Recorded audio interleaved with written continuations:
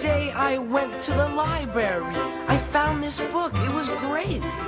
It was so cool I couldn't put it down. Even when it got pretty late. That night I had a scary dream.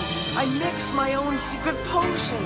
Added dirt, a bit of sludge, some eyes of flies, and a tiny dab of suntan lotion. I started shaking, my legs were quaking, my stomach aching, my brain was breaking. Started turning green, feeling mean, it was like in that story. I was acting strange, quite deranged, it was pure allegory. Allegory, a story where the characters stand for abstract ideas. For example, good and evil. 'Cause I was Jekyll, Jekyll Hyde, Jekyll Hyde, Hyde, Jekyll. Jekyll, Jekyll Hyde, Jekyll Hyde. Jekyll, Jekyll Hyde, Jekyll Hyde, Hyde, Jekyll. Jekyll, Jekyll Hyde, Jekyll Hyde. Incredible. I'm sorry. I feel bad our listening audience will not be able to see Kat's dead-on approximation of the face of John Malkovich. But you know, let's everyone, let's hear your Malkoviches. I want a round of Malkovich impressions. I'll go first since Please. I suggested it. So he is always enunciating as most as he possibly can. I am going to drink the potion. That's good. His vibe didn't stand out for me in any particular way that I could impersonate. Except for when he was the evil one. Can we just clarify which one is the evil one again between Jekyll and Hyde? This is truly the thorny. Who is the monster and who is the man? I am always asking this. I keep saying. Who do I shoot? It's the same man! It's the same guy. And they did nothing to make them. They put on a black wig. We'll talk about it. And they took off the costume, mustache, and goatee. Yeah, they took off his little his little soup catcher. Yeah, they might as well just distinguish Jekyll and Hyde with Groucho glasses. Yeah, it was Hannah Montana logic. Nobody recognizes him.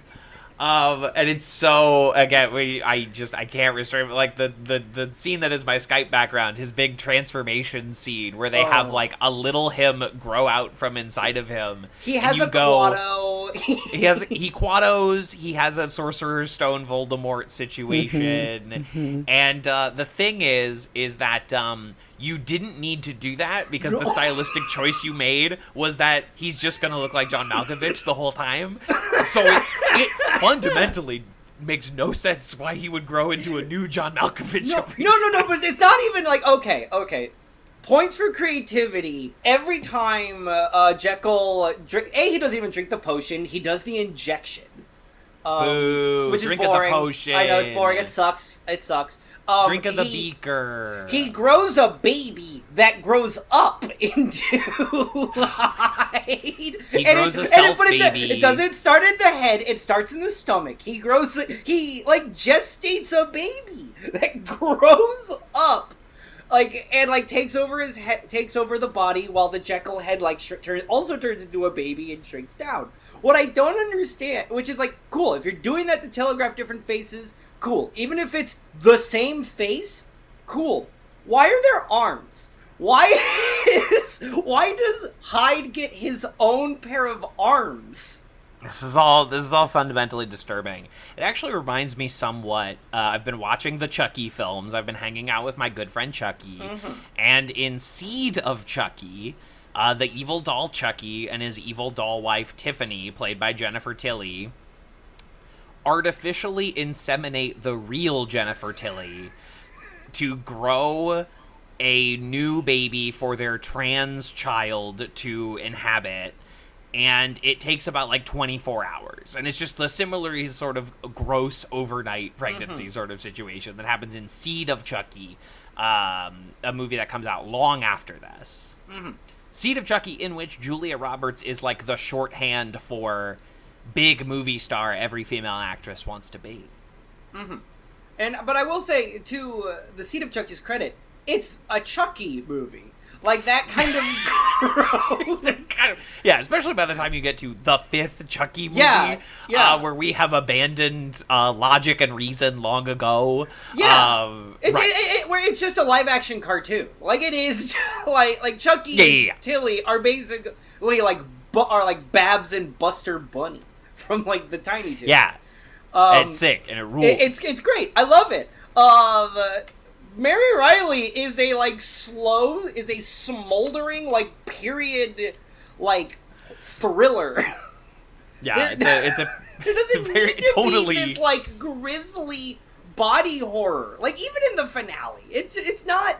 It just doesn't suit the tone we're going for. No, it's extremely bizarre, and in like, you know, because monster transformations are an interesting staple in cinema history, right? Like, when you're doing a big monster movie, how many times do you show a transformation? When do you show a transformation? When you need to go from like regular man to, you know, magical girl transformation into werewolf. Like, what is that process like? Because sometimes it's like Twilight New Moon, where it's just like zoink, and suddenly they're like a wolf. You know, it takes like 0 seconds. Where they're basically wild shaping. They're druids. In the Twilight universe, werewolves are druids. And they wild shape into a wolf. Whereas, like, an American Werewolf in London, A Prisoner of Azkaban, like, we're gonna take some time and we're gonna show this guy getting a little fucked up. We're gonna really take some time. Some bone crunchy. You gotta get a guy going like this, like their bones are changing shape, they're turning into a wolf. Exactly. They gotta look in pain. I gotta see the feet grow the extra joint. Like, I gotta see the feet slip out of the shoe. Yeah, I need to see, like, the feet elongate until, like, the heel is another knee. I need to see that stuff. We need to be reminded why turning into a werewolf is not cool and badass. Do you know what I mean? Because it's so cool and badass. You ask anyone, you're like, yeah, I would love to be a werewolf. And then you watch, like, a scene like that, and you're like, right, there are drawbacks to being a cool werewolf. I had forgotten. You have to get your shots. Is a werewolf a metaphor? Yeah, you have to get, like, you have to go to the vet. You gotta get your rabies shot. The vet gotta spay you. The werewolf spayer. Hey, you gotta get your heartworm medicine. You gotta take, like, the flea and tick stuff you dab on your back. Hey, Universal Pictures, I got a great new Universal horror movie for you. It's called The Werewolf Spayer. And their job is to spay werewolves so they can't reproduce.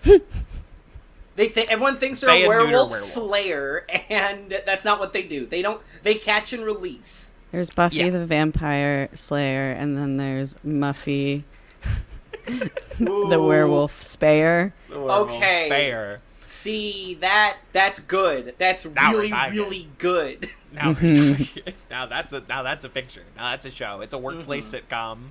And you know, and they bring in magical creatures and spay and neuter them.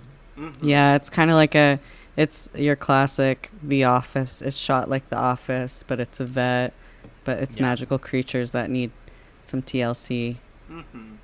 The more I'm staring at this baby background, the more I'm feeling a couple of things. I'm feeling a little like desensitized by gross little fetal things like that, because we live in an era where you're constantly getting images of it from like pro-lifers being like, this is what human life is. This is what human life is at 1 second. At 1 second it looks like this. Don't you think it's beautiful? Don't you want this precious thing safe?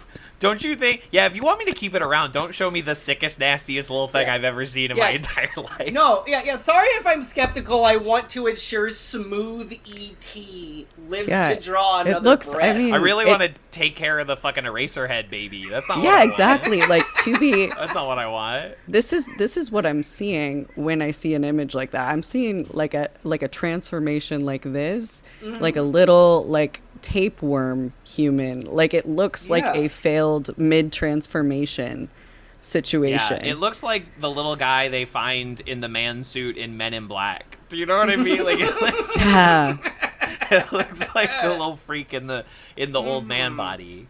Yeah. That's what it looked. You show And me. it's like- They're like, "Do you want to kill this?" And it's the worm from Men in Black, like those 4 nasty worms who live in the coffee Right. shop. The ones And that you're like like- catcall and like smoke cigarettes.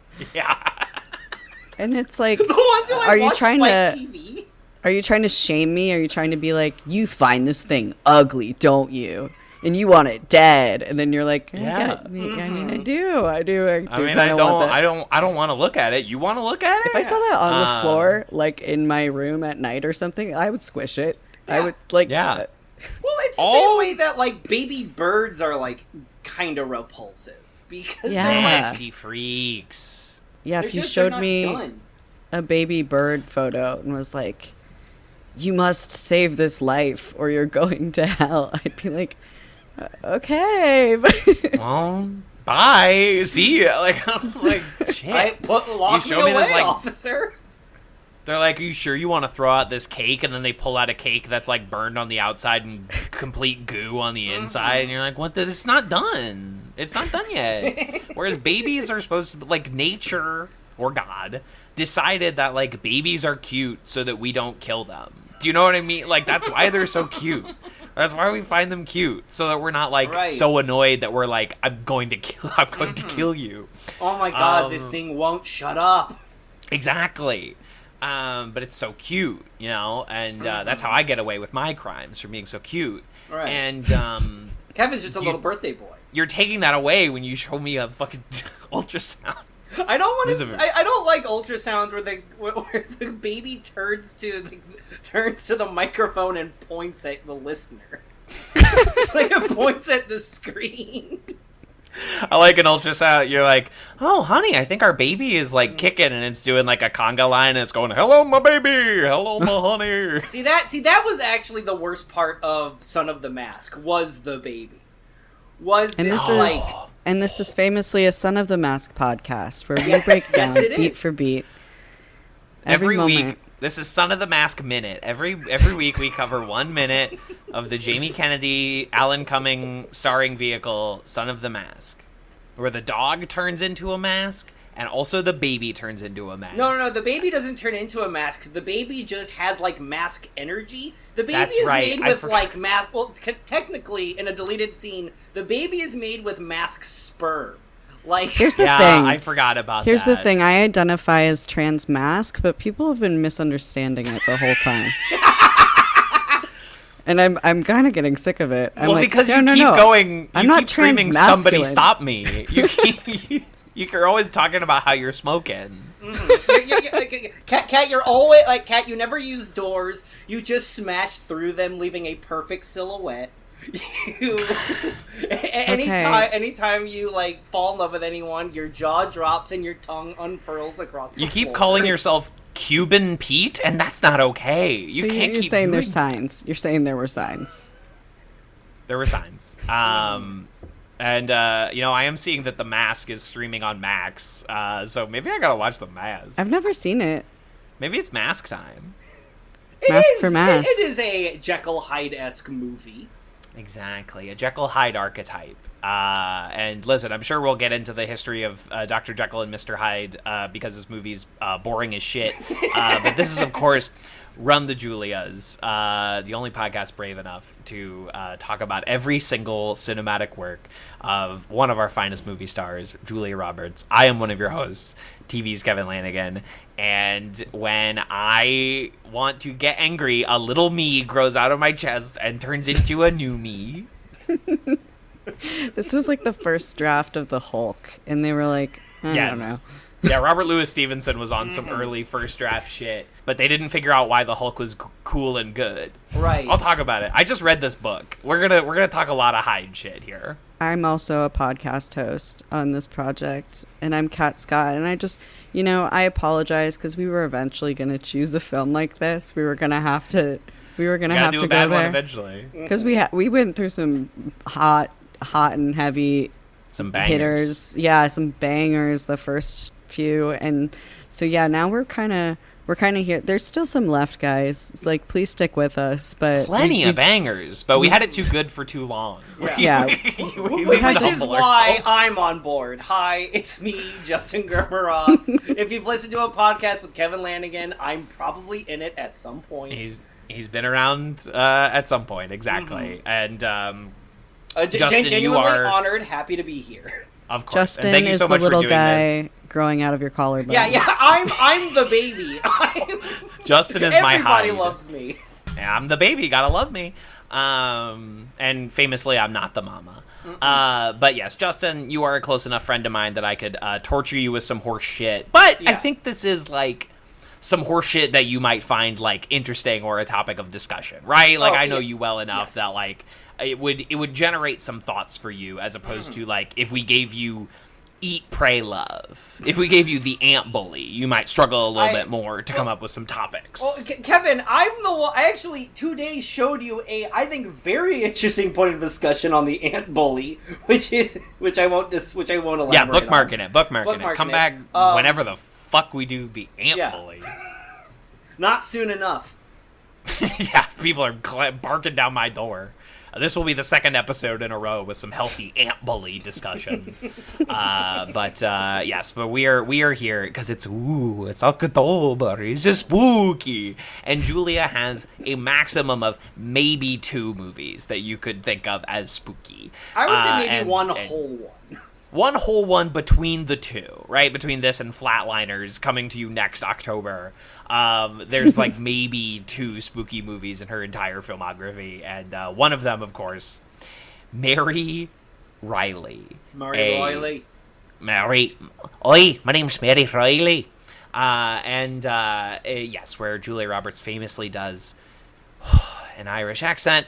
What could generously be called an Irish accent. Julia, if this is the episode you're listening to, don't. Go to the one of the other ones. This is not going to be... You're not going to like this. If you've gotten 15 minutes into our abortion discussion on this podcast. Yeah, Julia's just sitting in hair and makeup right now on whatever project she's on, and she's like, who's making podcasts about me in 2023? About me. And she's screening them. She's going through each one. She's probably doing like some like really intense like physical effects where she has to like turn into like a gorgeous goblin and sit in a chair for 8 hours. So she's just going through every podcast, and she's already listened to the first few of ours, and now she's on this one. And yeah, now that you've made it here, just skip to the next one. You'll like Closer. You'll like Closer. You'll love the Closer episode. Nichols Vember is going to be good for you, but I just wouldn't listen to this one, Julia. I'm sorry. So this film, directed by Stephen Frears, and the director of Dangerous Liaisons, among other films. He's had a fairly robust and healthy career over the years. But this comes as a rash of Sony Pictures, then Columbia and TriStar, attempting to essentially make their own Universal Monsters universe. You know, doing all the hits, the Dracula, the Frankenstein. This is Marvel. The Jekyll and Hyde. They were trying to Marvel before Marvel. I mean, the films are not very connected, but they were, over a period of like 4 years, they did 4 movies where they rebooted classic monsters, but took them closer to the original text, or at least a text in the instance of Mary Reilly. The first one of these, and by far the best one of these, is Francis Ford Coppola's Dracula, starring Gary Oldman, which is a beautiful, incredible, crazy movie. And then you have Frankenstein, directed by and starring Kenneth Branagh, featuring Robert De Niro as Frankenstein's monster. A nutso butso movie with some interesting stuff in there. It's kind of a watchable thing. And then of course you also had Wolf, directed by Mike Nichols, starring Jack Nicholson. And then this here film, which is an adaptation of a book by the same name, where Valerie Martin went in and kind of created her own OC to hang out with Jekyll and Hyde. She made someone to pitch the Jekyll and Hyde happening at her. Yes, exactly. Which is a good angle to kind of take the story from, and kind of did this as a Wicked style, the story you didn't see behind the story. As research for this episode, I did listen to an audiobook of The Strange Case of Dr. Jekyll and Mr. Hyde, as read by Christopher Lee. Every year I've been going back and I've been exploring one classic horror novel and just Dracula, Frankenstein, War of the Worlds, these things that we're all kind of familiar with, but what is the original text and how have we fucked it up? And the thing about The Strange Case of Dr. Jekyll and Mr. Hyde is that it sucks. It's boring. We did not know what was scary back then. We did not know about ghosts. We did not know about bats, skeletons, witches. Robert Louis Stevenson is inheritance law scary? And we're like, no, not really, Robert. And then, Dr. Jekyll and Mr. Hyde spun out of this tiny little 120-page book, and has blown out into a Broadway musical and multiple adaptations. He shows up in things like Van Helsing, starring Hugh Jackman, The League of Extraordinary Gentlemen. He is their Hulk, and that is basically what the character has become in pop culture. It's become more than that. He's the Hulk. It's become shorthand. The Jekyll and Hyde is when you think of there's one guy and he's got 2 personalities. That's it. You think of Jekyll and Hyde, right? It is the way I've only really heard. I don't know a lot of media references of Jekyll and Hyde. I mostly know it in a very different context, which is that it's referenced in the arguably culty literature of Alcoholics Anonymous when talking about a particular kind of alcoholic that is a totally cool, chilled guy, fun to be around, whatever, and then gets into his drink and becomes an absolute terror. And so I've also heard it in contexts of people who have bipolar, usually in more insensitive circumstances. But the alcoholic is usually where I hear the reference to Jekyll and Hyde the most. Yes, and I the original text, it makes allusions to that as well, characters drawing comparisons to that. In this film, it seems more of a abusive. It's like an abuser, the way an abuser will turn the switch or turn the knob. It's very sadomasochistic.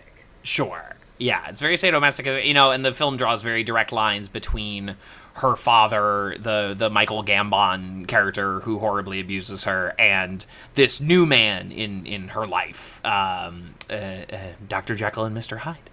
And I don't know how effective that line being drawn is, but it's there. It's a fundamental element of the film. Julia, of course, recently eulogized Michael Gambon on her Instagram after this. This is the one time where they worked together, but they got along very well. Good. Aww. Julia has also not weighed in on recent events, and you know what? Good for you, Julia. And most celebrities shouldn't. Yes, most celebrities shouldn't. You should not be Tara Strong. Yeah. Tara Strong doesn't need to weigh in on the Israeli-Gaza war. But boy, is she weighing in on it. That thing. I was there's so many things always afoot. I don't know which. That's true. I thought it was a general statement of Julia Roberts never talking about current events. That girl's nostalgic as fuck. I mean she doesn't seem to be talking much about current events. Yeah, she's not much of a poster. Julia. She's not out posting, and that's fine. She's out eulogizing Michael Gambon. Mm-hmm. R.I.P. Which we all need to be doing. Go back, watch some Wes Anderson films. He's lovely in a couple of those. Watch Toys. Watch Michael Mann's The Insider, where he plays a Southern tobacco company owner, and he's like, well, I say cigarettes have no harmful effects on the human body. Oh, you gotta watch the cook, the thief, his wife, her lover, if you can. If you can find it. Yeah, I've been on a quest to find a good, usable copy of that film for some time. If you want to throw down a cool $120 on the DVD, an out-of-print DVD, go for it. Live your dreams. But, Mary Reilly, I don't know. It seems like we're all maybe in kind of the same spot. We didn't love this one. We weren't over the moon for this one. It didn't really feel like it had anywhere to go. It felt like it was just. It felt like it was trying to do like Jekyll and Hyde, but with that like 90s sexuality, where like, oh, we can talk about fucking. This is the era of the erotic thriller. We can. It was the era of the erotic thriller and the period drama, and even more specifically, the erotic period drama. Yeah, literally, they tried to do. They tried what to are do some others? Jekyll and Hyde as dangerous liaisons. Yeah, dangerous liaisons from the same erotic director. Period thriller. Yeah, also starring John Malkovich and Glenn Close. You also got The Piano. Is like a winning Best Picture a few years before this. A very sexy period film. Mm-hmm. It's just, this was the era where that was going down, where that was happening. We loved period drama. Martin Scorsese's The Age of Innocence, a deeply erotic period film. I'm gonna have to write these down. I love a corset ripping situation. absolutely. A bodice shredder. Yeah, if a bodice goes unripped, count me out. Not interested. If they use Waste the word of a bodice. If they use the term bosoms, you're in for a good time. Bodices are for ripping. I don't know what else they're for. Mm-hmm. They exist to be ripped. But so, as I remember, like from the book, they don't really go into like the indulgences Jekyll wanted to access and to like basically launder and the things he wanted to is launder his guilt about through like compartmentalizing everything into Hyde. Like, we don't actually know. Like, it could be alcohol, it could be gambling, it could be sex, it could be homosexuality. We don't actually know. And the book really only phrases it as like, I want to be a wild and crazy guy. Yeah. I want to get a little cuckoo because like he wants to be the Mask. Yeah, despite the fact that like, in popular culture, Mr. Hyde is like a big Hulk. In the book, he's just sort of a slightly large and ugly man. And he kills like one person. Listen, I'm not for killing one person, but like that's all you got for me. He kills one guy, but because like most of the book is like the executor of Dr. Jekyll's will, like trying to track down. Is like he wrote in this Mr. Hyde guy. Who is this guy? And they're just like trying to find him, and it's 2/3 of the book. Well, I think there is horror, and I think there is horror in being for the most part, at least considering yourself a morally upstanding citizen, and then realizing, like, I want to gotta go crazy. I want to just let loose, and you find yourself letting loose enough that you kill a guy. Princess Daisy leaning forward and saying, "Don't you just want to go eat shit?" Yeah. Exactly. Like, that. There's horror to that, because Jekyll and Hyde is about losing control. It is about, it's about letting go and how that can go awry. Mary Reilly tries to ground that firmly into sex and violence, or... Yeah. Because, like, most of the not most of it, but a lot of the violence is tied to sex. Such as, Jekyll, like, good Malkovich, like, sexualizing and over-inquiring about Mary Reilly's, like, abuse scars. Yeah, and there's, like, the when they go to Glenn Close's, bordello or whatever, and there's, like, the murdered woman who's basically been, like, exploded all over the bed. Like, it's so much. Yeah, there's blood on the ceiling. It's a lot. And there's brutality throughout this movie. Obviously, like, when we cut back to, the Michael Gambon scenes, it's just, like, really fucking unfortunate and uncomfortable. We watch them just, like, kill and skin an eel in this film. Yeah, that's like the second... That's like the second scene in the film. She gets hired, and then we just watch, like, an eel get, like, killed and skinned. It's very unfortunate. What did an eel ever do to anybody? Eels are cool. We literally don't know where they come from. Well, I don't know. The sea. I read that as, like, I never thought about that. establishing The sea. a sort of... I don't know. I read the eel as a phallic symbol that's like literally de-blooded and like skinned. There is no hardness. There is no erect dick in the house until Hyde shows up. Oh. But that trust me, that's grasping at eels. That it is Slippery eels. They'll slip right through your eels. I fucking can't fingers. get a grasp of it. It was the only benefit of that scene was we got to see Mary Reilly have a dream about it, where it just turns to the camera and screams a little bit. Turns to the camera and goes, "Take me to the river. Take me to the river." It's a big mouth Billy Got Beth. me in but the it's water. I loved that thing as a kid. Give Yeah. me So that cool. fillet fish. Give me that fish. Yeah, exactly. Advanced stuff. Mm-hmm. Advanced I want to stuff. see an eel talk like the SpongeBob newscaster fish. Yes. Breaking news. I have You know a what I'm talking question. about. I have a Yes. question. I have a lot of questions about this movie, but I think my brain is doing that thing of when it doesn't like something, it tries to just like forget as many details as possible as quickly as possible. Bury So it it. is. Bury Absolutely. It is slipping through my Call it fingers my like childhood. an eel. Yeah. That's for My Hyde childhood, to which remember. I don't remember. Yeah. Yeah. But back to what I'm trying to remember. There was a scene. So after I watched this, I watched like 90% of it, and then fell asleep and had to watch the last part in the light of day. And But it's so thrilling. I had to watch the very The end sexual of it. And tension. It's so The light of it. palpable. well, the reason that I couldn't get into the sexual tension is because everything was so tenuous that I couldn't figure out what if there was an undercurrent, like what the undercurrent of sexual assault was and where it existed and didn't exist. So that part wasn't a fun mystery. The question that I have is, there's a point where Hyde kicks a girl. There's a little girl and Oh, she's yeah. running. She's running so Yeah. fast, That's in the and we don't book. know why.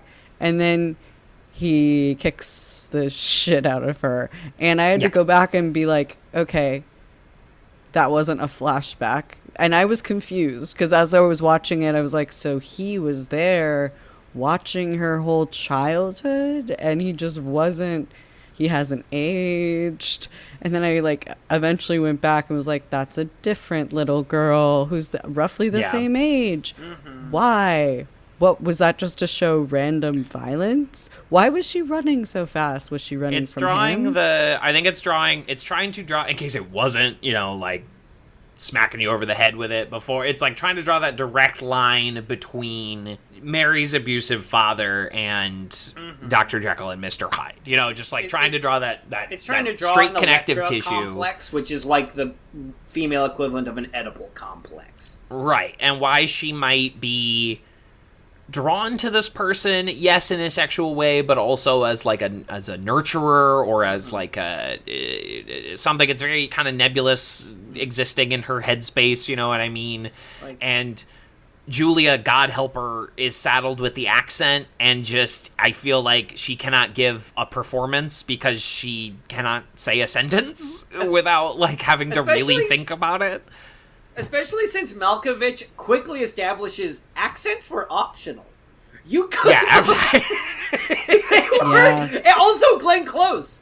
You could have picked any accent you wanted. Like everyone could have talked like pirates or cowboys, and it wouldn't have mattered.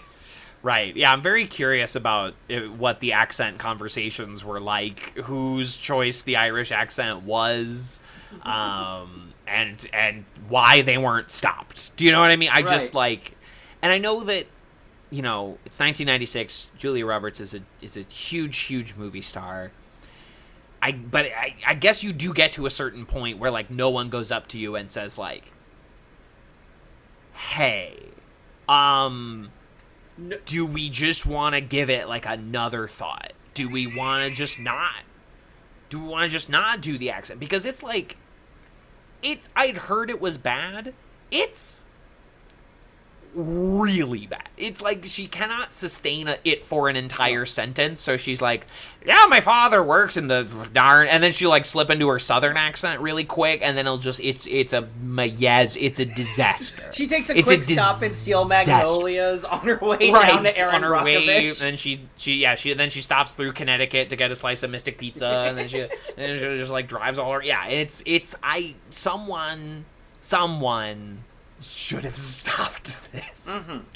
This movie felt like a punishment to her, because like thinking about how famous she was, and the work and the craft that she was working with in this, and her role, like this is technically a movie where she's the title character, and nothing about it felt like we just like were forced to kind of follow this person through the movie, but it didn't feel like she was the lead of the movie. No, because she's Forrest Gump. This movie happens at her while she's just like there's a reason why there's a whole very successul story without Mary Reilly. It's called The Strange Case of Dr. Jekyll and Mr. Hyde. We don't need Mary Reilly is supposed to show like another perspective, but by trying to force her into every important story beat that happens, and trying to forge this like relationship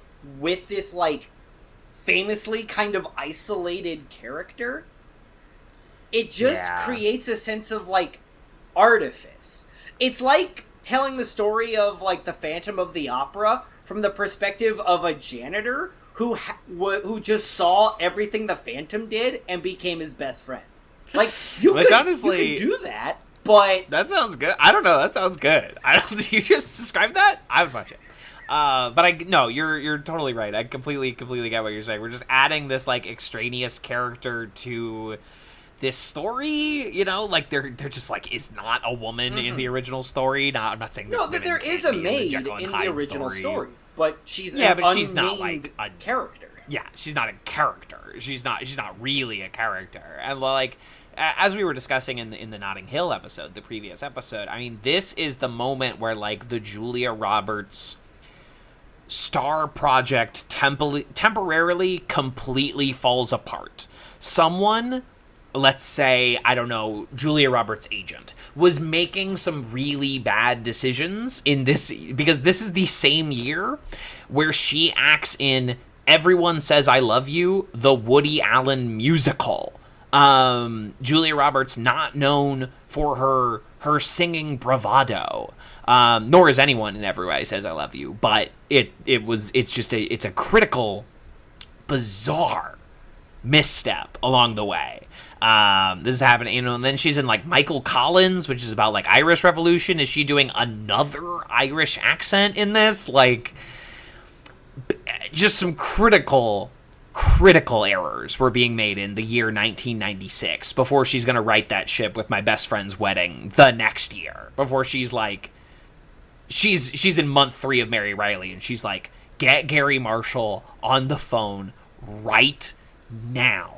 We're making something. You know what I mean? I would too, because I would, if I was doing this right now, if I was doing this film, and let's say like here's the timeline for me. I just shot the only scenes with Glenn Close first. So I'm feeling good. You know, I'm feeling like this is a really good movie because these scenes were fire. It's dynamic. Like, I don't have to do my best because Glenn Close is doing the work, and like, this is gonna be good. And then we start shooting the other scenes, and suddenly John walks on set, and I'm like, you know, John Malkovich, like, he's talented, whatever. Like, it's gonna be okay. But then we start filming like the dad sequences, or like the alone in her room and then suddenly you're like, I'm trapped and I can't get out. I'm stuck and I'm here peeling eels. Like, what am I supposed to do? And wow, this is the same year as 101 Dalmatians starring Glenn Close. Yeah. I found that out, and I think that's phenomenally interesting. I mean, this was the year that Glenn Close realized no one can stop her. Yeah, she's a star now because of Dangerous Liaisons, right? Like, she's taken off like a fucking hot rocket. And what does she care if Mary Reilly's not good? Everyone's gonna walk out of it going, well, like, but Glenn Close was really good. Right. That's exactly. Same thing. That with is exactly. Same yeah. thing with 101 Dalmatians. And kind of play, and like, again, same with this. No one will tell her, Glenn, can you take it down to like a 10? Dial it just like, ooh. Glenn, you're at a 12, maybe a 14. Can we just get it to a 10? No. Absolutely And they would have been not. wrong to make that adjustment. Absolutely No. not. This was a beautiful performance. Oh, it was. Agreed. I was obsessed with her. And it was like the only thing tethering me to this project was like 100%. I had an obsession and I went back and I watched all of her scenes just to because Absolutely. I was too much of a hater in the middle of it while it was happening. I couldn't appreciate it. So I went back and I was like, whenever she's on screen, I'm going to watch it again. And it wasn't a lot of scenes, but No. it was amazing. I don't know. The movie. Yeah, this like, was a... You could have done a way more interesting movie if it was Glenn Close as Jekyll and Hyde's madam. Like, What if she's trying a to protect madam her for all the girls? universal monsters? What if, like, the werewolf comes in looking for a gal? What if Dracula comes in looking for a gal? Like she has to 'cause- make the Invisible Man wear a condom so she can see where she is. Exactly. Because I watched this movie in like 6 chunks. I mean, it took a while. The biggest chunk of this movie I watched all at once was when I was making chili. Like, I couldn't focus on this movie for the life of me. And I can pay attention to any movie for its entire duration. I was just really struggling with this. And I brought this movie up to people several times, in prep to watch it or in prep to do this episode. And people are like, well, I mean, like, maybe it's not great, but John Malkovich as Dr. Jekyll and Mr. Hyde. And I'm like, you will not believe how not interesting John Malkovich is in this movie. And I am a Malco bitch. You know what I mean? Like, I love some John Malkovich. His performance as Cyrus the Virus in Con Air is a deeply important performance to me. that should have been the Hyde he brought. Exactly, but the movie, unlike the movie Con Air, an American masterpiece, Mary Reilly is trying really hard to be good. Mary Reilly is trying really hard to be important. Trying really hard to make, like, silly source material into, like, legit adult fare at the expense of having any fun. Only Glenn figured out how to have fun in this. Only Glenn. And, like, maybe the special effects guy who made little baby John Malkovich inside of John Malkovich, right? Like, those are the only 2 people in this movie who had a good time. And it's at the expense of everything. You gotta... Horror movies are supposed to be fun. I'll say it. Yes. And even the most serious horror movie you're gonna watch, like The Exorcist, is still, like, a real good time. The Exorcist is a good hang. So, but I'd also argue it defeats the purpose of the whole thing that started it all. With, like, Bram Stoker's Dracula is, like, it's not the cold, like, lofty, still gothic horror. It's like a rip-roaring adventure where, like, everything is gunned at, or everything has the pedal to the floor. The movie just, like, hurdles with this intense momentum where, like, even in, like, the quiet moments in, like, Castle Dracula, like, in, like, Transylvania, there's a huge energy with everything. Everything is heightened to 11, from the, like, crazy costumes and set design and camera work to, like, these intense, like, almost melodramatic, soapy performances. Even, Yes! even God bless him, Keanu Reeves, he's still, like, He's trying something. He's playing to, like, he's playing to the nosebleed seats. He's like... Yes, and Dracula is trying... Bram Stoker's Dracula, directed by Francis Ford Coppola, is like there's not a scene in that movie where they're not trying to do a crazy shadow or a fucked up light effect or Right. like, oh, someone's going to read a journal, so we're going to put the journal in the bottom half of the screen and have a train go by in the top, you know. And we're gonna rear project just Dracula's eyes over everything. Yes, we're going to keep it Everything is interesting. gonna We're be going to keep in a it lively. green and red palette, like in everything. We're gonna color correct everything, so it's this color palette. There's an Bram Stoker's intensity Dracula, to the like, movie. opens with Gary Oldman, like, stabbing a cross and blood comes out and he says, God sucks, and he drinks a big goblet of blood. Opens Like, with an evil puppet show. yes, exactly. Oh. Like, Mary Next Reilly time to watch. is trying to just do Dr. Jekyll and Mr. Hyde's does Dangerous Liaisons, a restrained, like, it's a very, like, it's a movie where everything is subtext, everything is between the lines, everything is wrapped up in these tight suits and corsets, and it's everyone trying to, in the most polite and indirect way, ruin each other's lives. which is great. It's amazing. There's a reason Dangerous Liaisons is a good fucking movie.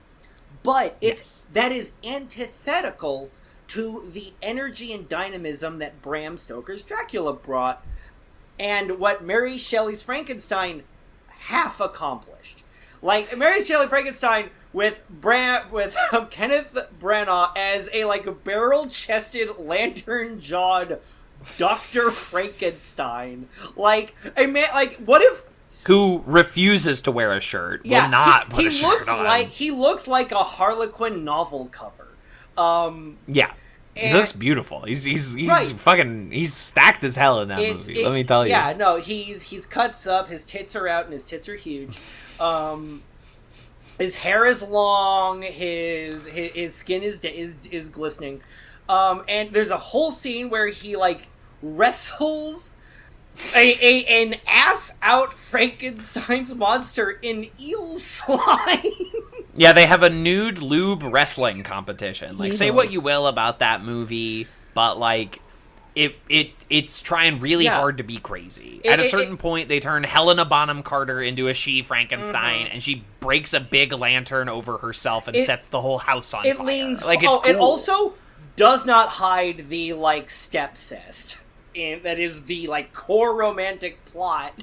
Yeah, when he makes his stepsister turducken at the end of that movie, yeah, it's really something. It's really a picture, let me tell you. It's something that really doesn't reach the loftiness of Bram Stoker's Dracula because it's not directed by Francis Ford Coppola. It lacks a certain competency, but It what lacks it lacks in craft. competency, it lacks a certain elegance of craft, but it's still, I don't know, it's pretty fun. You can watch that and have a pretty good time. Whereas Mary Reilly completely forgets that it's about a guy who transforms into a big monster. The craziest thing in this movie is, like, the blood scene where we see blood on the ceiling. It's when Hyde implies he can smell Mary Reilly's pussy. Yeah. And the baby. And Which I just learned there's a word for that now. It's called vabbing. And it's been popular on vabbing. Vabbing? Is that with one B or two? 2 B's. Like boy. dabbing, Right. but vabbing. And so you stick fingers. What is vabbing, and does it really work? I was literally Kids just these days. Googling this during one of whatever you were. Whatever One of you we're was talking talking about a about. reference I didn't know, and I looked up. Oh my God. According to ifuckinglovescience.com, Webster's dictionary defines. Vabbing. Can you read it? there's a new pseudoscience craze sweeping the internet, and it involves inserting your fingers into your vagina, then wiping them on your skin, all in the name of seduction. Mm-hmm. Oh boy! So is this like the dab behind the ears and on the wrists, like a perfume thing? I don't know. It didn't say placement, so I don't know. I saw the same thing as you and didn't get to go farther. Do you mist a cloud and then step through it? I am on womenshealth.com, my Bible, And it says vabbing, or vaginal dabbing, to be formal, is the art of strategically placing vaginal fluid in key areas like behind the ear and on the wrists. Okay. This, so you do. advocates believe, is a potential way of becoming more alluring to romantic and sexual interests. Well, okay, one podcast, I, for no reason, stuck keys up my coot That's for true. the bit. And so now I'll report back if I win anyone over vabbing tonight at a comedy store. I'm going to go to the Comedy Store, a great place to pick up a Hot, future lover. hotties. And do I a will do a little casual vab. I'll do a Report- little vab before I go. And report Because back. I'm sober, but I can still vab. And Vabbing is not. Yeah, vabbing Now, is, not listen, is not a controlled substance. Listeners, please, you do not smoke vabs. You do not smoke vabs. no. You don't. Do smoke not vab. try. Do not try. Yeah, Don't lose it. listeners, tune back into the Charlie Wilson's War episode for the thrilling conclusion of Kat's vabbing tale. Listeners, 1 month from now, please tune back in for Charlie Wilson's War and Kat's vabbing tales. Vab alert. Vab alert. We're gonna check in with. What's the vab? Cat. What's the vab status of the day? It's bright and sunny up where the sun don't shine. Where the keys play. Just somewhere there's a perfumer who has like the one good palate in the world, who can just like identify like your diet and lifestyle by like the scent Well, there's of a lot. your vab. There is a lot that there's pheromones and there's the gut biome. There's a lot there, but that is really all I have to say on that particular subject. Wow. So I'll let you know how it goes. Thank you. I'm trying to think of anything else. I think I just was really okay. I'm gonna give you my interpretation of this movie based on my immediate literacy of it, which was minimal. So we open, and it's kind of like if Downton Abbey was really even more boring, and it's if you can just imagine. It's like stairs, a lot of stairs, and she's doing work. We don't know why, but she's working. She's doing chars. And then chars, and then there's an eel, and there's an eel that is I got to peel the eel. And then she's working for Dr. Jekyll, and he is really smart. Kids out there are doing the Mary Reilly challenge, which is just saying like every third word in an Irish accent. Every third word in an Irish every accent. third word. Every third word. Every third word. And he's like, hey, so at night I have a friend who uses the laboratory. Don't talk to him. He's real though. And she's like, you got it. And he's like, do you want to know where you got those scars? And she's like, I know where I got them. And he's like, where? And she's like, I'm not telling you. And then later he's like, I'm charming and disarming. Tell me. And she's like, all right. And then there's horrible flashbacks of this terrible dynamic. One of my questions that I don't think I want an answer to is like, was there also like a molestation suggestion? Yes. I think it is implied, at least. Oh, Okay. yes. Oh, most definitely. Yes. Okay. Yeah. So So, there's I that. think I was like, am I super sensitive to this film, or are they actually going there? And No, they're going there. And it's trying to go there. Whether it actually arrives is... there's I something think we they- barely talked about. No, go ahead. okay. I think they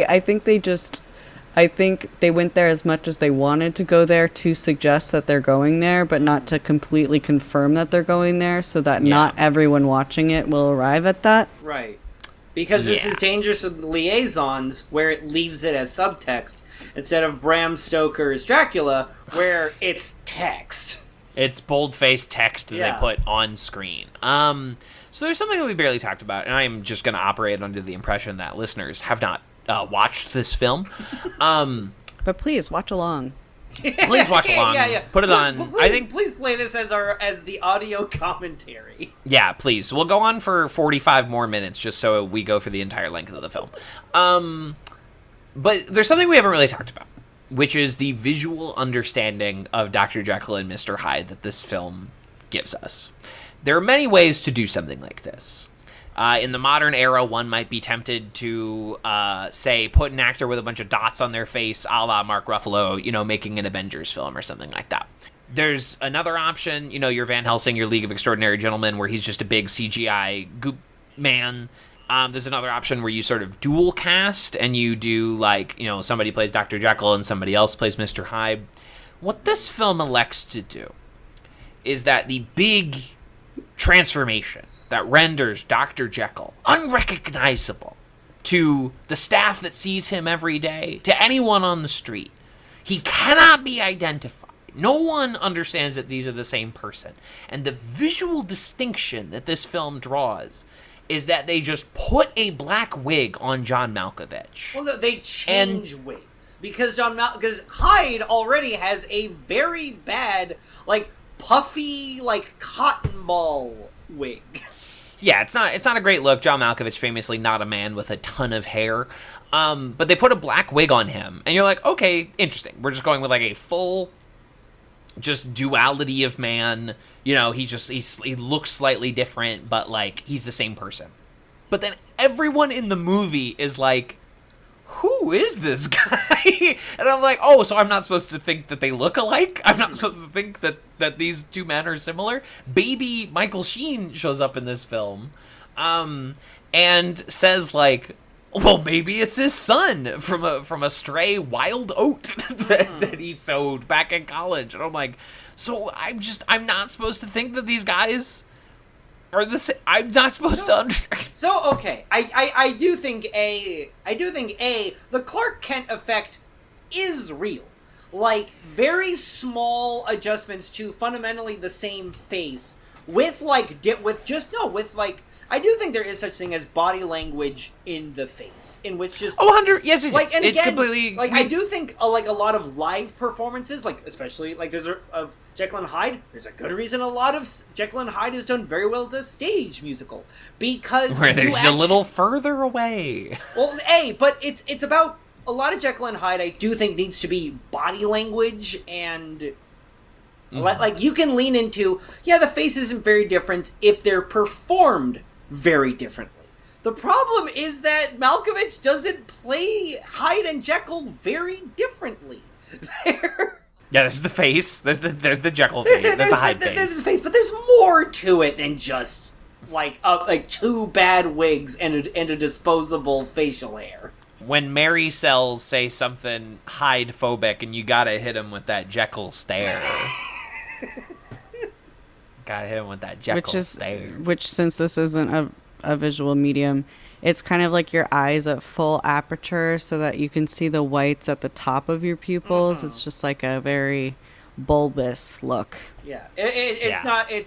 Which I guess on John Malkovich is, meant to look kind of alienating. Right. But he he draws his face back, like an old man texting, he kind of does. Kind of does one of those. Yeah. Hey, sweetie. Yeah. Hey, dear. How's it going? Yeah. You're 100%. A looker. Let me tell you. Yeah. Anyway, it drove me nuts. It looks goofy. It is. I think there is something to kind of blurring the line between Jekyll and Hyde, which I think this movie tries to do. Right. The movie knows that we know that we're in on the bit. Right. Whereas the book that was inventing the bit, it's a mystery for 90% of the book. Right. But then at that point, but if you're gonna do subtle changes where it's Jekyll, where the potion makes Jekyll Hyde more of a personality change than a huge physiological change, then you actually put that all in the performance, which a lot of actors, including John Malkovich, can do. It's just that this movie wants its cake and tries to have its cake and eat it too, where it tries to do the big, like, grotesque body horror transformations, but with very, very mild results and very, very mild differences in personality without leaning into the fundamental question, which is, who is Jekyll and who is Hyde? Like, right. if you want nuance, then make it about the nuance. I think there's a really compelling story where we can't really tell who's Jekyll and who's Hyde. If I went through a whole ass transformation where, like, a little me grew out of my chest and took over my form and I got buried inside myself until, Right. you know, the potion wore off, Right. and I looked exactly the same, I'd be pissed. Right! That I had to go through all that. disappointing. I'd be pissed. It just, Did they have the same accent? yes. I don't remember. John Malkovich Yeah. does not change the way he talks at all. There is just kind of the subtle nuances of it, where it's... Because both Jekyll and Hyde are horny freaks. They established that at the beginning. Right. I think that is what made it confusing, is like just trying to track the whole time, like, which one is she gonna fuck? Because I feel Right. like she's Right. gonna fuck one of them, and which one? She actually She's gotta. doesn't seem that into the doctor. She seems way more into the evil one. So I thought that that was the main part of the story. It was like, oh, you're attracted to things that are bad for you, but then you didn't really see it play out either, because it was like from her perspective. And so I thought Right. maybe they were like trying to tell a story there about like the nice guys finish last, and sometimes that But also, maybe the nice guys aren't good either. Why don't Mary Rileys Yeah. ever go for nice guys? Nice guys like Dr. Jekyll. Just making potions. The They always go Virgin for Jekyll big, dumb and jocks the like Mr. Chad Hyde. The Chad I think Hyde. I think it had to have been like I needed like a Patrick Dempsey or like a Jude Law to play the doctor. Yes. And then I would need like a sexy like Loki or something, or just like a evil, or a David Tennant, just like the dark side to be, but like both had to be sexy. And the problem was that the doctor was not sexy at all, Not and sexy. almost like creepy. Yeah. And like that didn't work, because like the bad one's supposed to be bad, and the sexy one, he can be like sexy but like damaged, but he can't give you the ick when he's flirting with her, you know? Right. No, Right. like, Kat, I think you've actually really hit the nail on the head in that this movie needed to be a, like, two-person love triangle. And that, Yeah. like, Mary needed good and bad reasons to be attracted to Jekyll and Hyde. And I think, like, someone like... That's what I thought they were going for. Yeah. And then I was like, wait, maybe I'm missing it. The whole movie was me being like, okay, I think I know what I'm watching. And then being like, nope, never mind. Nope. I must have missed something huge. No, it's- I'm lost Yeah. again. I think you're gritting what they're intending. They're just failing to deliver. Because if they got a performance, like, I think David Tennant is actually a very good casting for this kind of story. Yeah. Because he can play... David Tennant is a versatile enough actor to be able to play both, like, attractive, like, bookworm, or he might be a little gross, but maybe it's just because he's, like, lonely and isolated, and also the big, gregarious, in-your-face, like, takes what he wants And then type. he can go, "Hello, father." Yeah, and then he does the tongue thing. He does the tongue thing. Sorry to keep referencing Harry Potter. It's just, I don't know. It's fine. We haven't brought up... Content warning. Yeah, content. Yeah, Content warning, this Harry is the Potter. content warning we need to notify people about. Yeah, no one No. gives a shit about the Mary Riley content. No one, please, no one check out the like 4-movie span of Michael Gambon. No one look into that, please. He's done a lot of other movies you can watch Yeah, they're instead. way better. There's also a great TV show called The Singing Detective. It's really good.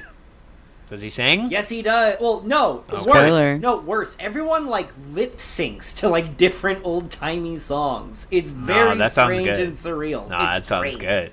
So like drag is what you're saying. Basically, it's like, yeah, and I think like the framing device is like Philip Marlowe is like writing his like last story in the hospital. It's great. It's good shit. The character Philip Marlowe is writing a story? Yeah. Well, he Okay, has like shit. psoriasis and his like skin is flaking off. The character? Wow, this sounds wow, 1986 British television. It's really good. Incredible. But yeah, this the problem with this movie is that it has a lot of stuff that it wants to do, and it just because of I feel like of a limited star and also a director leaning on two people he knows how to work with, but not how to like do what he wants to do.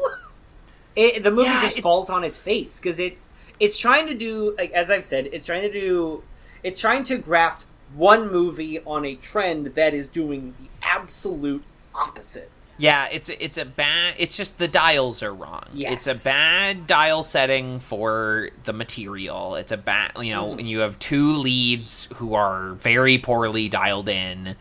They did not calibrate the settings on this TV very well. Like, it's really not dialed in very well. And you're right, like, it's you don't have to do a lot to really distinguish someone. Like the Clark Kent Superman thing that we were talking about earlier, just simply go back and watch the Christopher Reeve performance in at least the original Superman, and you will see, like, how much one person, without really changing anything besides like posture, can completely transform into a different person. And honestly, we see it every day with online conspiracies where they're like, John Fetterman has been replaced by a series of 5 clones. Dr. Jekyll has been replaced by Mr. Hyde. Trust the plan, trust the plan. Trust the plan, trust the plan. Where all that changed about John Fetterman was, like, lighting and focal length, but, like, people think that he's just a completely different person now. You have to check the ears, Kevin. You have to check the clavicles.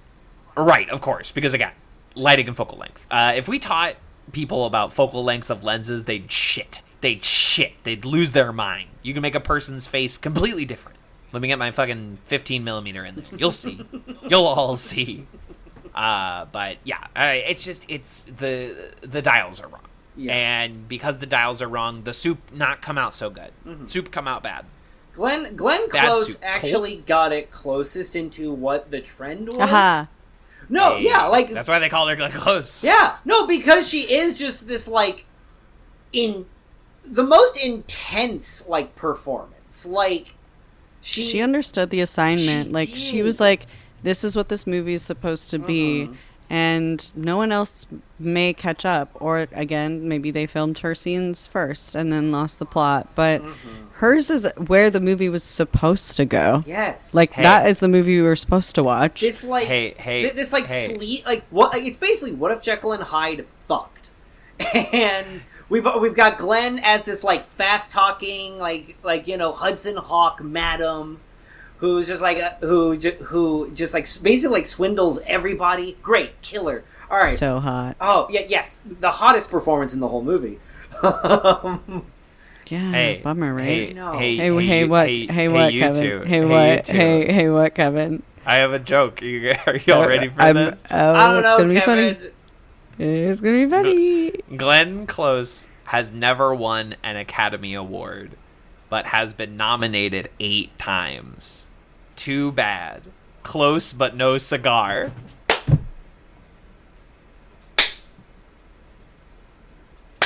You can't. The listener can't see, but I will not stop toasting that joke. Yes. Yes. Sorry, was okay. I just need you to explain the joke for me. So was the only part of the joke that close but no cigar, or is there a cigar reference as well? Was the only layer? It's just close. Close is the punchline. It's just okay. No, yeah, it's the word close. It's also okay. Her name. I don't know. Okay, so the phrase. No, I'll explain it. No, I know what close and no cigar. I thought there had to have been. Is close but no cigar. Well, I know because sometimes a cigar is just. I know this part. I thought there was going to be another layer. But you didn't quite get it. But the second layer of the joke, and this is a real thinker. You're going to get this on the way home. Is that her name is Glenn Close? No, I knew that part too. I knew that part too. I guess I thought there was going to be another layer. I'm sorry. Can you explain this part? I don't get it. I don't trust Kevin to like get it in a way I do. Well, if I have to explain the joke, I mean, like, you know, it ruins the joke. It was funny. It was funny. People laughed. People laughed. It's a good bit. Yeah. Oh, Glenn, so good. She's. Looking forward to I'll watch you these guys. scenes again. I'm looking forward to you guys trying to find her in Hook. Oh yeah, I'm very Oh. excited. I know who. I've never seen Hook, but I know of who Glenn Close is. I've seen the image of the Glenn Close in The Hook. The Hook. So in The Hook by the Steven Spielberg, starring the Julia Roberts. That's it. That's Glenn Close. All right. So, question for the group: are you a good Terminator, a bad Terminator, or a neutral Terminator? Am I a Jekyll, a Hyde, or a Mary? No, are you a good Terminator? This is a line from Hillbilly Elegy, starring Glenn Close, where Glenn Close says, "Everyone's either." Those famously non-combatant Terminators.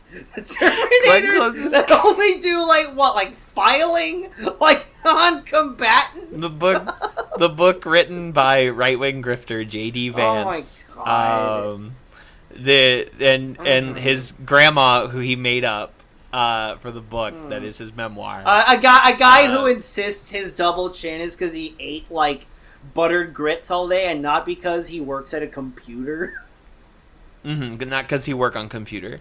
Grandma Glenn Close is watching Terminator 2 and says, everyone's either a good Terminator, a bad Terminator, or a neutral Terminator. I gotta be a bad Terminator. I can't. This I can't in performance good and conscience. film was nominated for multiple Academy Awards. Oh, whatever. Who gives a shit? This is one of her 8 nominations. Close but no cigar. So she's never won. Never won. Close but no cigar. Otherwise, the joke isn't funny. It's very funny now. But it wouldn't be funny then. Did she ever get nominated for an Emmy for her stuff on West Wing? Almost certainly for Babiez, right? You'd think. Glenn Close, Emmy. Because she has done a fair bit of TV.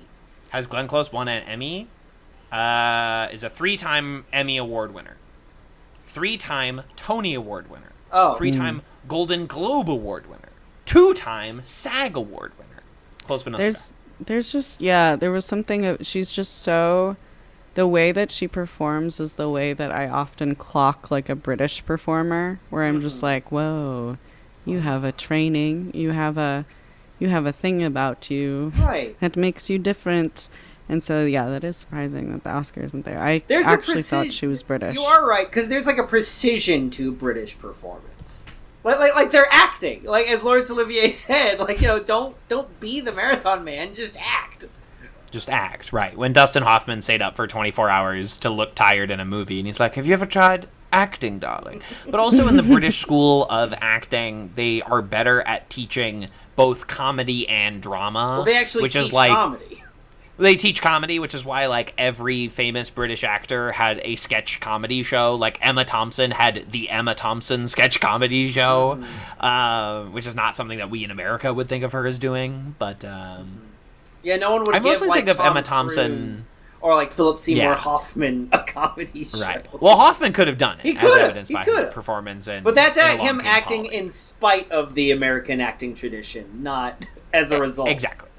He just happens to be a multi-talented, multifaceted sort of performer. But you're right, Tom Cruise is not doing that.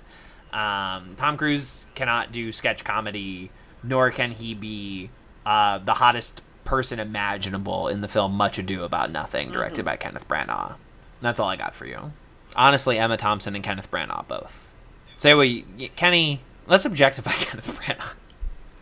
For the rest of this podcast. Wait, was Emma Thompson the mom in Frankenstein? No, Okay. I don't think so. But she was in Much Ado About Nothing. She She also was. was married to Kenneth Oh, Branagh. which She is was why in they were his together. wedding vows. She was once in a church getting married to Kenneth Branagh. She was also Nanny McPhee. So good. And she returned, famously. She's in Love Actually. Love Actually. Getting Stranger cut. Than Fiction. She's in For some Junior, the movie where Arnold Schwarzenegger gets pregnant. That's true. She is in that. Kat, have you not seen the poster for the movie Junior, the movie where Arnold Schwarzenegger gets pregnant? I don't believe It's so. a banger. It's a banger of a poster. Yeah, hold on. Yeah, just give me a second to go to my friend GoogleImages.com. Created by Jennifer Lopez is the dress. They created Google Images because of how the internet started breaking when people needed a place to look up Jennifer Lopez in her dress at a particular awards show, red carpet event. It's That like is a true. Versace dress. Yeah. Thinking about it. Incredible. Thinking about that dress, as was the world. Anyway, there's the poster for Junior, starring my God. starring Schwarzenegger, DeVito, and Emma Thompson. Wow. An Ivan Reitman film. That man. Nothing is inconceivable. Nothing. That man was our governor. He- That's crazy. He was your governor. That man at was your one- governor. And apparently, was a pretty moderate one, as far as I understand. Yeah, he was Yeah. pretty moderate. He was pretty somewhat effective and moderate governor, especially by contemporary Republican standards. Oh yeah. Damn. Yeah, anyway, I think we've talked more about the film Mary Reilly than anyone on the planet Earth ever has. I'm sure, including everyone in it. Director Stephen Frears has not talked about this film as much as we have here tonight. What has he worked on? Director Stephen Frears? Many films. He's actually had kind of like a nice career. Obviously, he worked on Dangerous Liaisons, which is Oh my God, High Fidelity. High Fidelity, great And film. The Queen. Philomena, good film. Dirty Pretty Things, good film. So where did this come from? Well, this comes out of Dangerous Liaisons, which It's- is the film he makes immediately previous. to It's one of those things where producers see a movie and then where producers in one studio make a movie and the producers in another studio see the movie and want that team to do it for them. Get me one of those. Yeah. Yeah, exactly. He did Producers are so The Grifters, which is like a solid movie, and he also did a TV movie called Me, I'm Afraid of Virginia Woolf. It's that's fun. That's funny. That's A repressed great. night school teacher, secretly homosexual, struggles to cope with his demanding, eccentric mother. That's not what I thought it would be about. No. I've watched movies with worse premises. 6 Plays by Alan Bennett. Sounds good. It's wait, who's the... It stars Julie Walters, who, sorry to evoke it again, but many may know as Molly Weasley.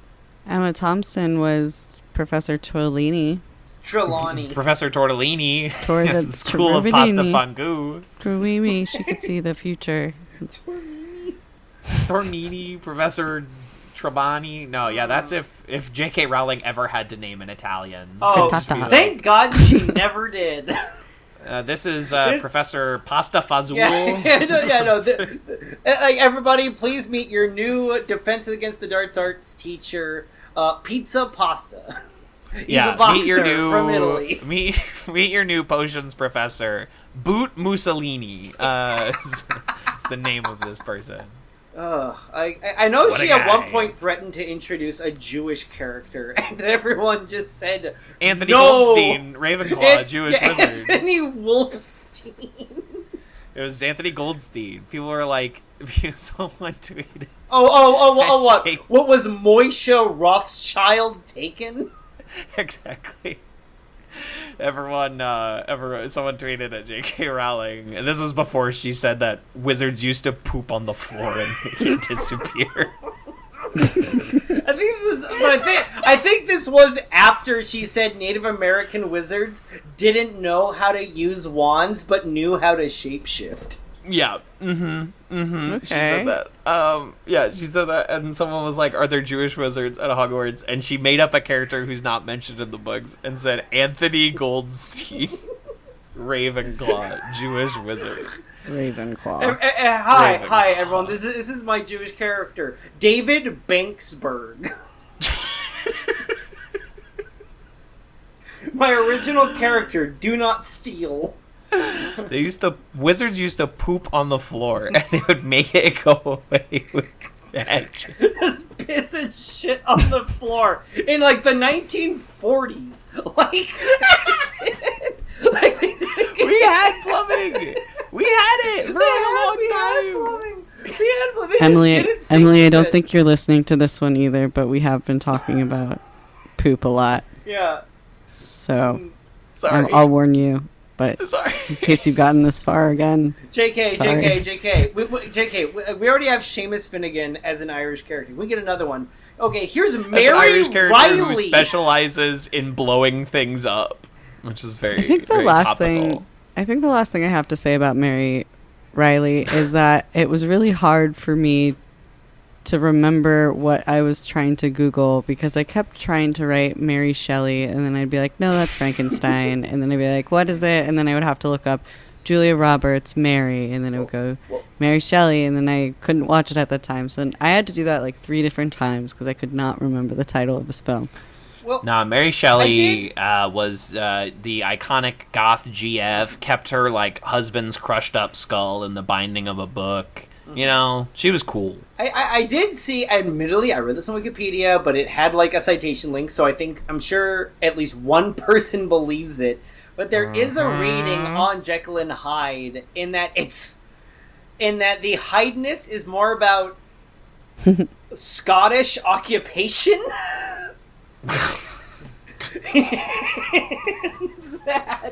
in that Jekyll is the like oppressive English presence, and Hyde is the oppressed Scottishness of Scotland that like apparently Stevenson was like drawing from. I think Stevenson either like was Scottish or had Scottish family, and I know there were like a bunch of like news stories that did inspire this, one of which involved one of Robert Louis Stevenson's friends, who was like a school teacher who like poisoned a ton of people. Oh shit. Yeah, so like, but I think because a lot of that happened in Scotland, some bored academic said, actually, Hyde isn't a murderous psychopath because he's like suppressed id. He's just Scottish. It's like reading an H.P. Lovecraft story, and he's like, what if there was a Greek person?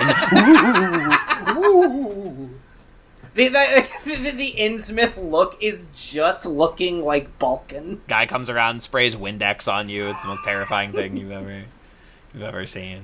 As H.P. Lovecraft is like trembling in horror as he looks in the mirror, his reflection just takes a bite of a hero. That's too many seasonings in one roll of meat. Your last name has a Z in it. This has been our very spooky episode about, on that note. About Mary Reilly. Justin, why don't you tell the good people where they can find you if they've heard this and still want to know more about you? If you've heard this and you can bear listening to me further, you can catch me on Movies for Babies, which I make with Kevin and our friend Vern. It's a movie podcast similar to this. We talk about movies for babies. So, it's like Baby Einstein, The Backyardigans.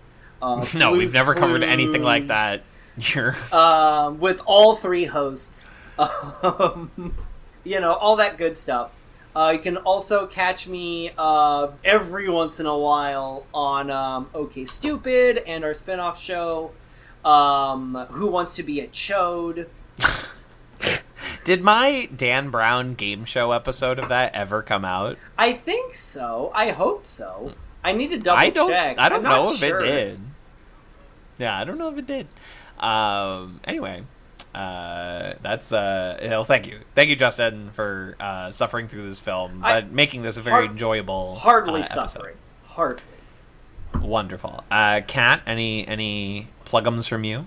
I'm Kat Scott. You can find me on Instagram at Kat Scott Online. Happy Halloween. Happy Halloween.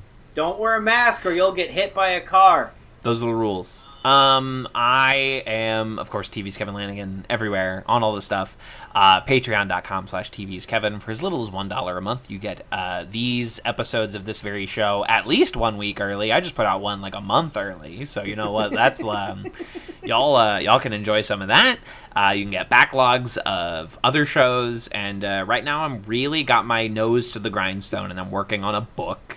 I've put up like 14,000 words in the last month. So if you want to support me working on that book, patreon.com/TV's Kevin. Not ready to talk about it publicly. Can talk about it after we stop recording. Can talk about that later. Just not ready for public consumption just yet. Yeah. I've been writing ghost stories actually for years. I've been writing. I love that. Summer camp and ghost stories, but it's in my game. And my game is in my link in bio, which you'll find in my Cat Scott Online. So if you do your thorough stalking, you'll find your way. You'll find those ghost stories. You'll find those spooky, scary stories. In case this film and this podcast was not spooky, scary enough for you, please enjoy the theme music that I stole from the children's cartoon show Arthur, and it's all I want for you. A show we've also covered on Movies for Babies. We have not. Justin is a fucking... I don't know why he's doing this bit. We have not talked about Arthur even once. Nor have we talked about the musical of Jekyll and Hyde that I saw at Missouri State Thespian Conference. Woof. Oh, God. Where the lead actor playing Jekyll and Hyde, every time he had to sustain a note, would begin, like, top of hands down to his side and raise it up to essentially like zombie level. A classic. And a classic move. Did it every single time. No less than a half dozen times. He had to just refresh the diaphragm. Just like... Being Edwin Hyde. And he would like raise it up. Sorry, before we leave... Can you just explain to me, like, the basic premise of Jekyll and Hyde? So there's a doctor, and why does he turn into a guy? No. Because he wants to be a sick, nasty freak and not feel bad about it. All right, here's the premise of Jekyll and Hyde.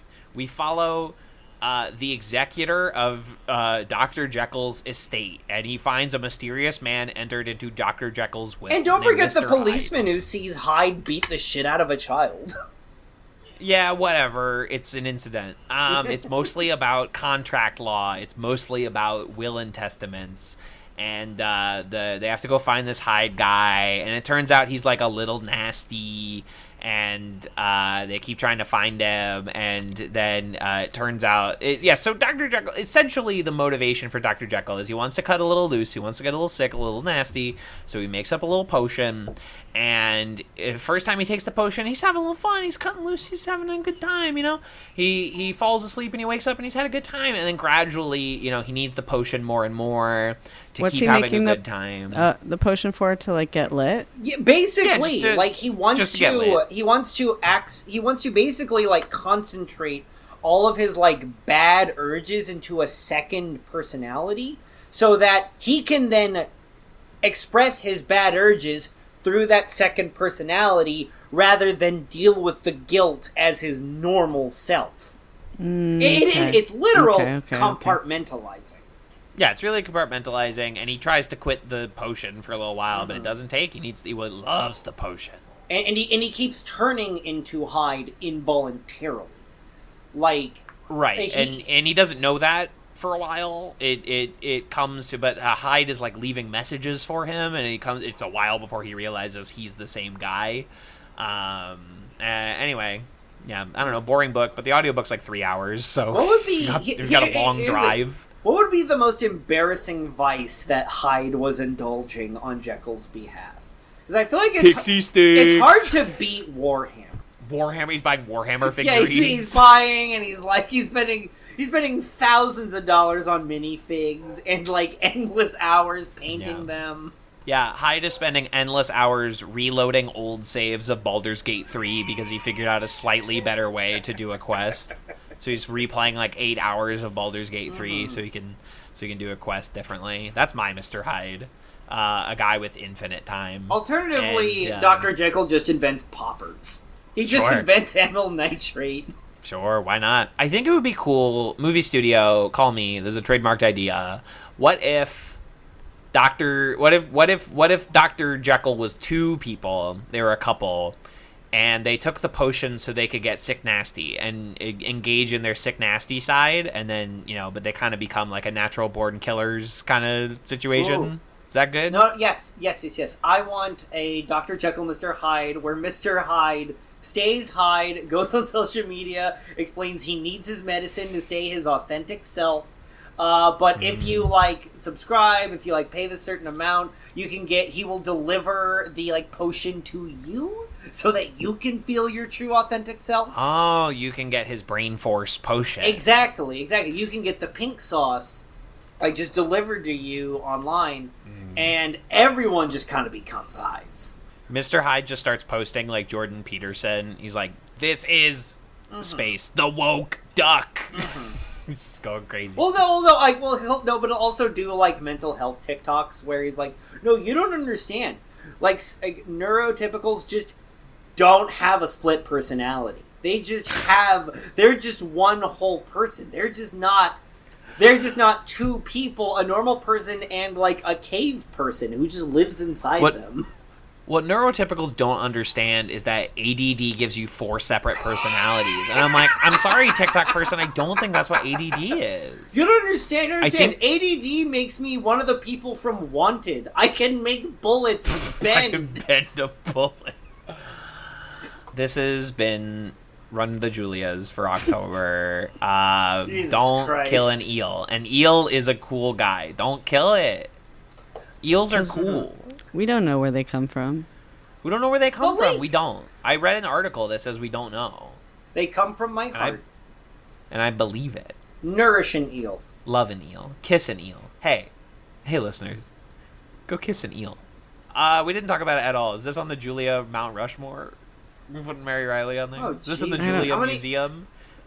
I think in the Julia Museum, if you brought in like Mary Reilly merch, they're like, "Get that the fuck out of here." Mary Reilly is a warning sign. Mary Reilly shows up as like she's doing like she's like has her like hands up. She's making a scary face. Like No, Parents, there's are a lot your of kids engaging with Mary Reilly? there's a lot of like Glenn Close merch, like Glenn Close's character. kids can wear like her crazy madam hat with like the little like beaded curtain veil. Yeah, Hell yeah, style icon. This is on Glenn Close's Julia's Mount Rushmore. Yes. Yeah. It's not on Glenn's either, but this is Glenn being on Julia's Mount Rushmore. On the one-woman Mount Rushmore between Julia Roberts and Glenn Close is this lone mountain. But what a mountain it is. What a mountain. Cut. One day I went to the library. I found this book. It was great. It was so cool I couldn't put it down. Even when it got pretty late. That night I had a scary dream. I mixed my own secret potion. Added dirt, a bit of sludge, some eyes of flies, and a tiny dab of suntan lotion. I started shaking, my legs were quaking, my stomach aching, my brain was breaking. Started turning green, feeling mean, it was like in that story. I was acting strange, quite deranged, it was pure allegory. Allegory, a story where the characters stand for abstract ideas. For example, good and evil. 'Cause I was Jekyll, Jekyll Hyde, Jekyll Hyde, Hyde, Jekyll. Jekyll, Jekyll Hyde, Jekyll Hyde. Jekyll, Jekyll Hyde, Jekyll Hyde, Hyde, Jekyll. Jekyll, Jekyll Hyde, Jekyll Hyde. When I awoke, I was me again. I hid the book out of sight. It was so cool I couldn't keep away. So I took it out again that night. And then I dreamed we had this test in school. I gotta say, it was weird. We had to give the answers in semaphore, and for extra credit, grow a beard. I couldn't take it, just couldn't take it. In one swift motion, I grabbed my potion. I said, Mr. Hyde has arrived, tossed my flags on the floor, made a major speech, showed the teeth, this is all a big bore. Ran down all the halls, wrote on walls, even stole second base. I was super bad, sure was glad I wasn't wearing my face. 'Cause I was Jekyll, Jekyll Hyde, Jekyll Hyde, Hyde, Jekyll. Jekyll, Jekyll Hyde, Jekyll Hyde. Jekyll, Jekyll Hyde, Jekyll Hyde, Hyde, Jekyll. Jekyll, Jekyll Hyde, Jekyll Hyde. This was too much, I simply had to stop. I threw that potion away. But it didn't matter if I drank the stuff, I just kept on changing anyway. Now I was Jekyll, Jekyll Hyde, Jekyll Hyde, Hyde, Jekyll. Jekyll, Jekyll Hyde, Jekyll Hyde. Jekyll, Jekyll Hyde, Jekyll Hyde, Hyde, Jekyll. Jekyll, Jekyll Hyde, Jekyll Hyde. Just when it seemed there was no way out, I saw the book was overdue. The book lady said, Are you returning? I thought, and I said, no, renew. Jekyll, Jekyll Hyde, Jekyll Hyde, my Jekyll. Jekyll, Jekyll Hyde, Jekyll Hyde. This is just the best part of my day.